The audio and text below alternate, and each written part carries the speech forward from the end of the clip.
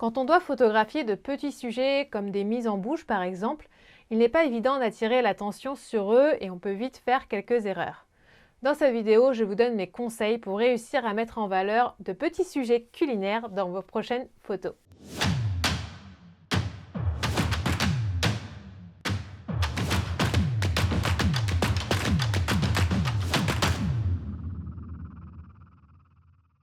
Bonjour, je suis Mélanie Roussel, styliste et photographe culinaire, aussi connue sous le pseudo Les Recettes de Mélanie. Je forme et accompagne les passionnés de food à créer des photos alléchantes pour qu'ils puissent enfin vivre de leur passion. Donc si c'est votre cas, abonnez-vous à cette chaîne pour ne rien manquer, je publie une vidéo tous les samedis. Et pour information, je vous ai créé un guide sur le matériel en photo culinaire gratuit que vous pouvez télécharger en cliquant sur le lien dans la barre d'infos de cette vidéo. L'une des erreurs des débutants en stylisme culinaire est de mettre des accessoires qui occupent plus de place que le sujet.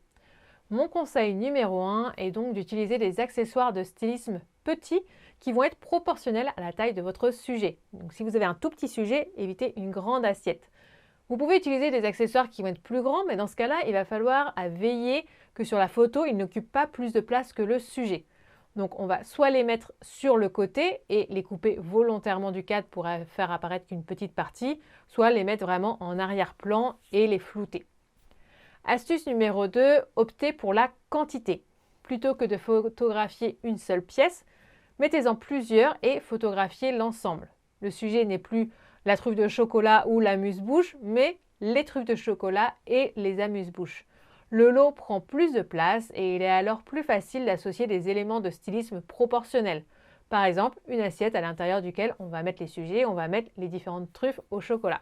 Astuce numéro 3, utilisez un objectif macro ou téléobjectif afin de faire apparaître moins d'éléments dans le cadre et ou vous rapprocher afin d'avoir le sujet qui occupe le plus de place dans le cadre. Personnellement, c'est une technique que j'aime beaucoup. J'utilise un 105 mm macro sur un plein format.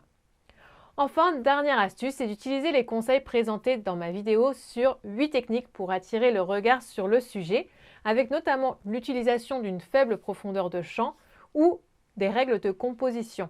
Je vous invite à regarder la vidéo si ce n'est pas déjà fait.